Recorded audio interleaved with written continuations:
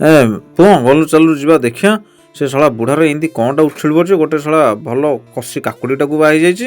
କଷି କାକୁଡ଼ି କୋଉଠି ବାହାହେଇଛି? ଆରେ ପୁଅ ନାଇଁ ଟୋକିଟା ପରା, ତୁ ଖାଲି କଥା ବୁଝୁନୁ ଆଉ। ଚାଲ ଚାଲ ଦେଖିଆ ବୁଢ଼ାଟା ଶଳା କେମିତି ତାକୁ ଭଲ ପାଇଲା। ଶଳା ଇଆଡ଼େ ଉଠୁନି କିଛି ମାନେ କ'ଣ ଉଠୁନି ମୁଁ କିଛି ଜାଣୁନି। ହେଲା ନା ନା ସେ ଖାଲି ହଉଛି ହରେ ବାଡ଼ି ପଡ଼ା, ତୁ ଜାଣିପାରୁଛୁ ମୁଁ ତ ବୁଢ଼ାକୁ ବାହାଲି, ତୋର କ'ଣ ଯାଇ ଆସେ? ତାର ଇଚ୍ଛା ହେଲା ମୋର ଇଚ୍ଛା ହେଲା, ତୁ କହିବାକୁ କିଏ? ହରେ ଶଳାଟେ ତୁ ଜାଣିପାରୁନୁ କି ରେ? ହଁ ଲଙ୍କା ପାଚି ଗଲା ବୋଲି କ'ଣ ତା ବୋଲି ରାଗ ନାହିଁ? ହଁ ଏ ମାଉସା ତୁ ବୋଧେ କାଚ ଖାଇ ଦେଇଛୁ, ତୁ କ'ଣ ଏମିତି କଥାବାର୍ତ୍ତା କରୁଛୁ? ହଉ ଯାହା ଯାହା ହେଲା ମଟନ ଭୋଜି କରୁଛି ଆସିବନି ଖାଇବାକୁ। ହଁ ହଉ ତମେ ତ ଏକା ଏକା ବାହା ହେଇଗଲ, ଆମକୁ ଡାକିଲନି। ଆମେ ତ ଆଣିକି ବାଞ୍ଝ ହେଇଯାଇଛୁ। ଆମ ତ କି ମାଇକିନା କି ଘଇତା କେହି ମିଳୁନାହାନ୍ତି। ଯାହା ଗୋଟେ କାମ ଚଳେଇଦେବୁ।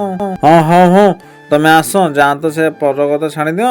ଆଉ 21 ଭୋଜି ଖାଇଦେବ, ଆଉ ଖାଇ ପିଇକି ଯିବ, ପଲିଥିନରେ ପ୍ୟାକ୍ କରିକି ଯିବ। ଆଉ ଗ୍ରାମ ପଞ୍ଚାୟତ ଏମିତି ଆଉ କ'ଣ ସେଠି ପିଲାମାନେ କ୍ରିକେଟ ଖେଳ ଷ୍ଟାର୍ଟ କରୁଛନ୍ତି। ଖାଇ ପିଇକି ଯିବା ଦେଖିବାକୁ କ'ଣ କରିବା। ଆରେ ଜାଣିଛ ଶଳା ନା କଷି କାକୁଡ଼ି ଦେଖି ବାହା ହେଇଯାଇଛି। ଶଳା ଚାରିଆଡ଼େ ତାର ଲକ୍ଷ୍ୟ। କ'ଣ କରିବି ଆଉ ଜୀବନରେ ସବୁ କରିବି, କେବେ କଷି କାକୁଡ଼ି ଦେଖି ବାହା ହେବିନି। ସେ ବୁଢ଼ା ହେଉଛି ପଛେ ହଉ,